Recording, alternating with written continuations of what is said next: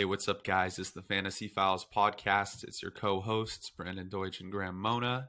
Today, we are here with the football edition, Week 17, championship week for most of you, and others probably won't bother listening to us because you're already out of the playoffs. But if you're in a third place game, first place game, or like a championship game, obviously, you're going to listen to this, and this is going to be very important information.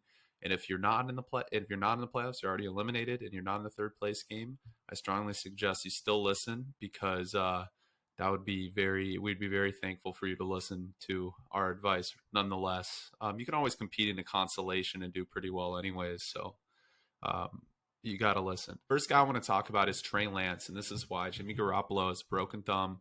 No one's talking about it. It's a fracture. It remains to be seen, but he's gonna be out 4 weeks probably. It'd be a miracle if he comes back by the Rams game. More likely, they'd have to rely on Trey Lance to win a couple playoff games to even think about giving Jimmy G back in.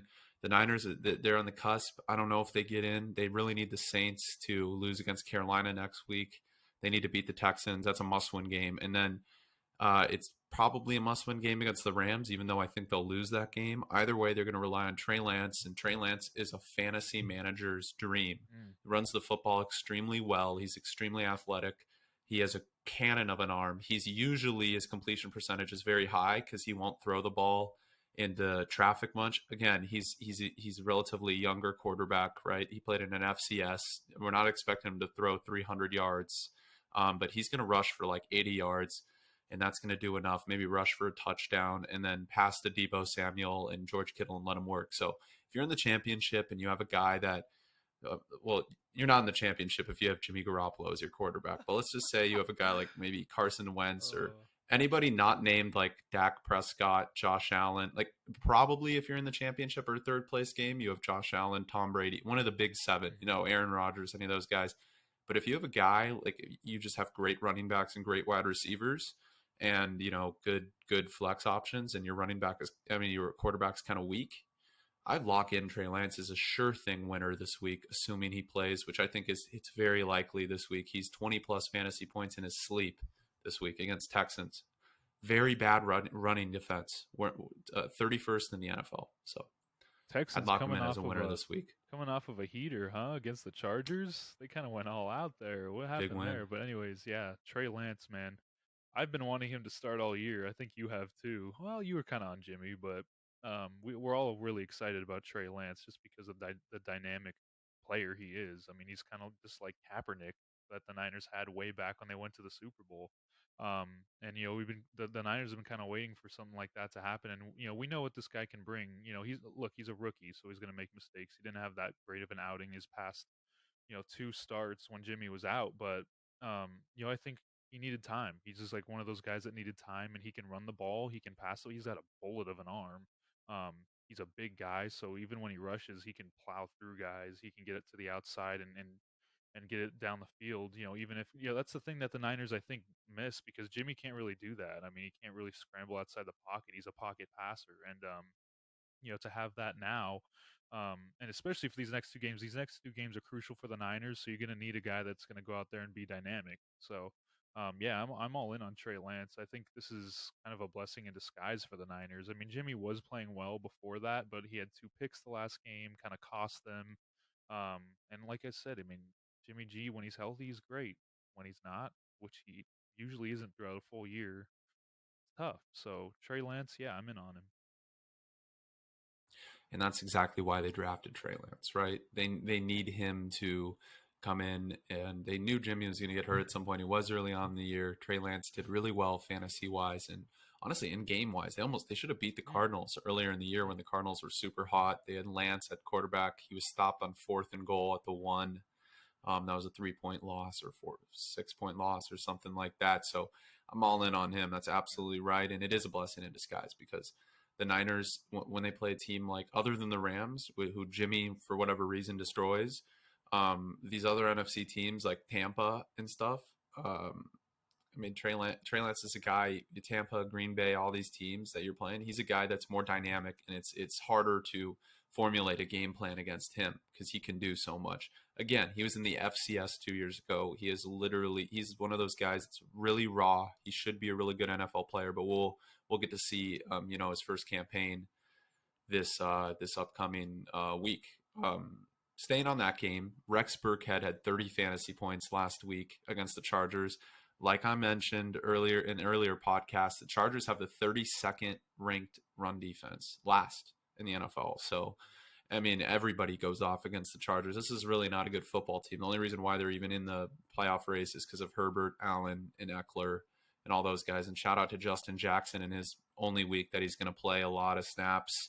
30 fantasy points. Killed me personally in a semifinal matchup that I was playing, and the other guy had him. He didn't have Eckler, but he had Jackson. So, that kind of Eckler not playing really screwed me a little bit. But Rex Burkhead is not going to have more than even 5 fantasy points against the San Francisco 49ers. This is an elite rush defense. This is a defense that's actually clicking on all cylinders. Even against Tennessee, they played fantastic. Tennessee scores 7 points if Jimmy doesn't throw those 2 picks, right? Because those set up huge drives. So I'm completely out on all Texans. Even Davis Mills, who I really like, who I told you a couple weeks ago is a really good quarterback. He now has 4 300-plus passing yard games. No one really knew because Stanford runs a Stone Age offense and David Shaw is a terrible football coach. So no one really knew Davis Mills would be that good coming into the league right away. But he had all the intangibles, 5-star recruit, and he's balling. But he's not going to be balling against San Francisco. Again, this is a defense that's clicking on all cylinders. You say what you want about the loss to the Titans. They're still really hot, and they're going to come out swinging in this game because this is a must-win game for them, considering they're playing the Rams at SoFi Stadium the following week. So I'm out on all Texans players there. What do you think, Grant? Yeah, I'm right there with you. I mean, this was a pure outlier that Rex Burkhead went 22 for 149 and 2 touchdowns against arguably one of the worst run defenses in the league. Right after their head coach said, "Hey, we got our run defense going, and we're solidified now," and they give up that. But the reason I say I'm out on Rex Burkhead is because if you look at his game log the past 3 weeks, 16 for 41. And that was against the Jaguars, 16 for 41. 11 for 40 against the Seahawks, 8 for 30 against Indianapolis, and then 12 of 27. It was a huge outlier. And even the receptions are just, I mean, you don't even pay attention to that.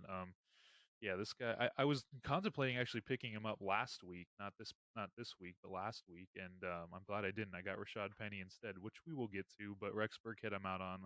All the Texans I'm out on for the rest of the year. I mean, this was just an outlier. I mean, there's no way they're scoring 41 points again, man. There's no way. Yeah, and just go into Rashad Penny. That's your guy. So Yeah, I mean Rashad Penny. Let's perfect segue, right? I picked him up. I don't know how he was on waivers because I picked him up after the game where he had the game of his life. I think he was the offensive player of the week. And the past week wasn't that great. His past week wasn't really that great, and then this week, man, he went off again. And it's crazy because Rashad Penny wasn't really in their plans. It was kind of Collins and Dallas, which we will also get to, DJ Dallas.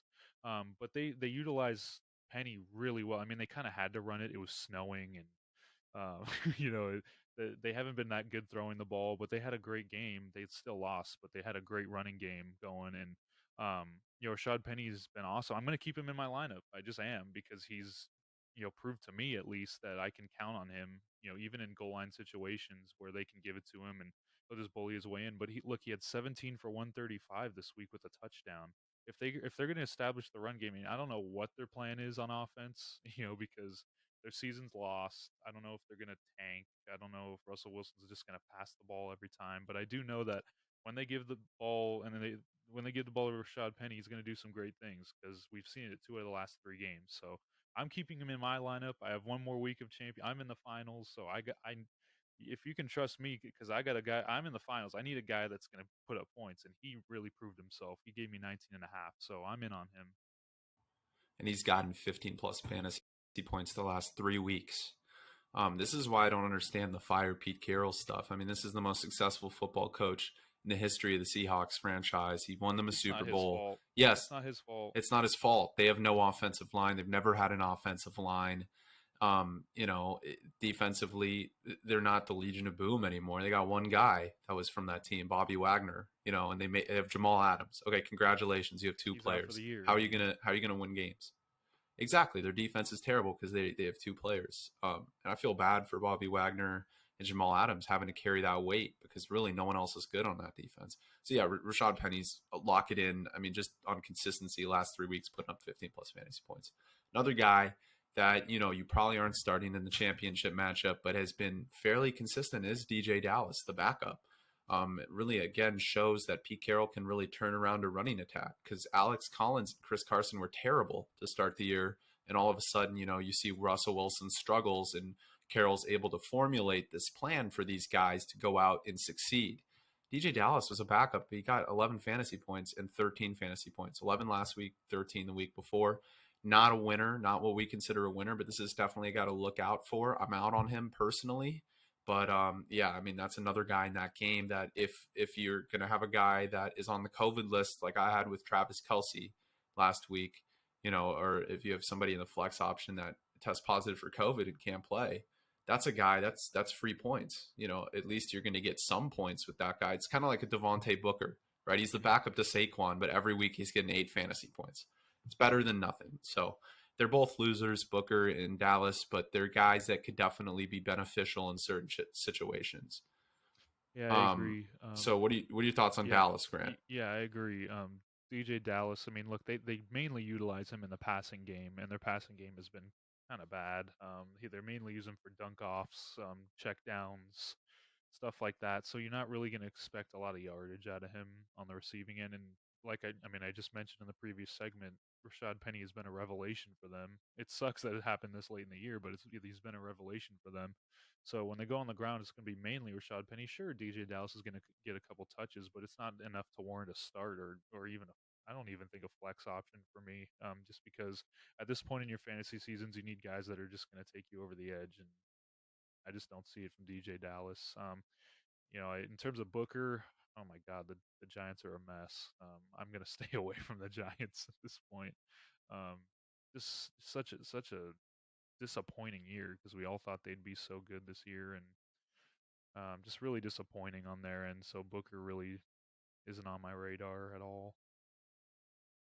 And it sucks because Tony's returning this week apparently too, Yeah, and they can't get yeah, that guy involved in the offense. And that guy's a special talent. That was a steal of a pick. I He's really know. good. So they got to get him involved. They got to move on from Danny Dimes. Let's be real, but They that's have a whole to. different They have to. conversation. I mean, but look, it's not his fault they lost the last 3 weeks. No, He wasn't playing until this last week. So, no. or until he wasn't playing these last couple of games, right? So, all right, let's go into Mccoy Hardman and Byron Pringle, and this is interesting because these are guys that are not consistent at all. Usually, we base our picks off of consistency. Tyreek Hill had 2 receptions for 19 yards last game and a wipeout, which is really weird and sus. No one really understands why that happened. Maybe they all of a sudden Steelers had a lockdown corner, and I just think it was just who was open at the time, and they were just Yeah, leaving Pringle and Hardman open, right? So Pringle had 2 touchdowns. Hardman had a touchdown, both over 15 fantasy points. I'm out on both of them this week against Cincinnati. This is a trap game. I wouldn't be surprised if mm, Cincinnati wins this game. This is going to be a close game. Cincinnati's a really good team. They really are, and they showed that. And Burrow's been playing fantastic. This whole offense is just hats off to Burrow, Joe Mixon, Jamar Chase, T. Higgins, all the guys, Boyd, and their coach Taylor, because they really have turned things around. This is a serious contender in the AFC all of a sudden, to at least get to the divisional round. I don't think they get past that. But Burrow could be like a Tom Brady type guy. Seems like he's got winning in his veins. The first year he's back, he leads this team that was just abysmal last year to he's going to get over 10 wins. So, yeah, I'm out on Pringle and Hardman this week. As for the Bengals, I think you got to be in on Higgins, Boyd, all their oh receivers yeah, and all their options and running yeah. backs Mixon, Burrow at QB. I mean, you're probably in the final if you have Burrow at QB. He's been just a steal for fantasy this year, and I wouldn't be surprised if some people take him over Herbert next year just because I of Brandon agree. Staley's play calling. Because Staley is just a terrible play caller, and that's evident with Chargers' demise right now. But yeah, what are your thoughts on Pringle and Hardman? You think this is an anomaly? Yeah, An yeah. out? Is I Hill going think to it come is. back? I think it is just because, well, first of all, they shortened the COVID length that you got to be out. So I think Kelsey will play this next week. I know it's only been what 4 days, 5 days, but um, by the time Sunday comes around, I think Kelsey will be back in there. So I don't think Pringle's going to get a lot of looks. McCoy Hardman had a very good week. I've had him all year. I don't think I've ever put him in my lineup just because he's so like I don't know if he'll get 15 fantasy points. I don't know if he'll get like 4 because sometimes they use him, sometimes they don't. I just don't know how they use McCole Hardman. Um, sometimes they use him in a Tyreek Hill kind of role, and then sometimes he's just non-existent in their offense. So he's been too inconsistent for me to warrant, especially this late in your fantasy league, to warrant a start. I know he had a good game, but like next week he could just have a terrible game. They're playing a much better team in Cincinnati, so um, yeah. So like you said, I mean, all the Cincinnati Bengals guys should be in your lineups already. If they're not, please do it. T. Higgins, Boyd, Jamar Chase. Jamar Chase should always be in your lineup. Joe Burrow. I mean, you guys know the deal. This team's an elite offensive team. Yeah, so we have a minute left. Let's talk about Marvin Jones Jr. and Conklin, the tight end for the Vikings, and Osborne if we're on the Vikings, because Osborne was really good with Thielen out, Thielen and Jefferson in. Osborne still had a really good game, 17 fantasy points. Conklin's been very consistent. Marvin Jones Jr. is one of those guys who is fringe winner every week. Like he'll always get like 6 catches, maybe 12 fantasy points. Sometimes he gets over Yes. that threshold of 15 that we consider a winner. Jacksonville, I mean, it seems like Marvin Jones is with James Robinson probably going to be out for the rest of the year. Marvin Jones is a guy that you could see get even more touches because Lawrence is going to have to pass more. As for Conklin, obviously the Vikings offense is lethal, and we never know because Osborne has had a good day and Conklin had a great day last game, and then Jefferson didn't have a good day, right? As good as we thought. Yeah. So Crazy. this is all relative. What do you think, Grant, this week for these guys? Oh, I don't know. I mean, Conklin, it's kind of tough because they played the Rams, right? The Rams, I've been telling you, are kind of a fraudulent defense. They're getting better, which is good at this point in the season. But they play Green Bay. Green Bay has a pretty good defense. And they're playing at Green Bay. It's not even at home. So I don't know. I just don't know which Vikings I'm going to get. Am I going to get the good Vikings or am I going to get the bad Vikings? So I think I'm going to stay away from Conklin right now, but I'm going to be in on Marvin Jones Jr. just because I mean I feel like they're just going to feed him the ball. I mean Trevor Lawrence is just doing whatever he can to put together a pretty decent season. He's had a lot of turnovers, but I feel like his throwing ability is there. Look, the Jaguars have pretty decent talent when they're healthy, so for next year it's not bad. For right now, yeah, I think I'm gonna be in on Marvin Jones Jr. just because I mean he's shown it earlier in the year. I mean he had 20 fantasy points earlier in the year. He had 12. He had 16. He's always like near like 7 to 10. So like this isn't really an outlier. Yeah, I'm in on Marvin Jones Jr. I'm out on Conklin. Okay, I'm with you there. I'm in on Marvin Jones Jr., out on Conklin, actually out on Osborne this upcoming week. I think Jefferson's going to he's going to come back to earth and be you know what I mean? He's going to get back to his usual self, Yeah, yeah. especially against the Bears, who are just awful. Ooh. So, last guy I want to talk about is Sony Michelle, who's just been absolutely balling. We don't even really need to discuss him, right? I mean, he's an obvious winner. This is a guy that's 130 rush yards last week. And he's just been so consistent. He's the cornerstone. I know Cam Akers is going to come back and get some touches, as you mentioned earlier, Grant. So still, I would trust Sony Michelle. What do you think, Grant? What are your thoughts here? Yeah. Oh yeah. Trust Sony Michelle. Put him in your lineup, man. He's RB1 now. He's the now he's solidified because Henderson's out for the rest of the regular season. I don't know about playoffs, but I'm assuming they're just gonna go with Michelle and Akers in the playoffs. And for now, I mean, Michelle has just solidified himself as an elite back right now. 22 fantasy points week 13, 8 in week 14, 13 and a half in week 15, and then 20 and a half in week 16. Um, I think that's the reason for kind of this Rams turnaround because they didn't really have an established run game. Now they do. And I think they're going to pound the ball with Matt Stafford. Matt Stafford didn't do too well, so I think when he struggles, which he's on and off, you never know. Especially against Baltimore. Baltimore's no slouch. So yeah, I'm way in on Michelle. Michelle's the RB1 for a very good playoff team. So 100%. And that is it for our show today. We wish you the best of luck in your either championship or third place game or even your consolation games. Appreciate you listening. And if you want to know more stuff, get more advice, go to Fantasy Files Pod on TikTok and Instagram. Same handle, Fantasy Files Pod. Check us out on YouTube, Fantasy Files. If you want to see all of the content we've produced there. So we appreciate you guys listening as always. It's your co-hosts, Brandon Deutsch and Graham Mona. Thank you so much.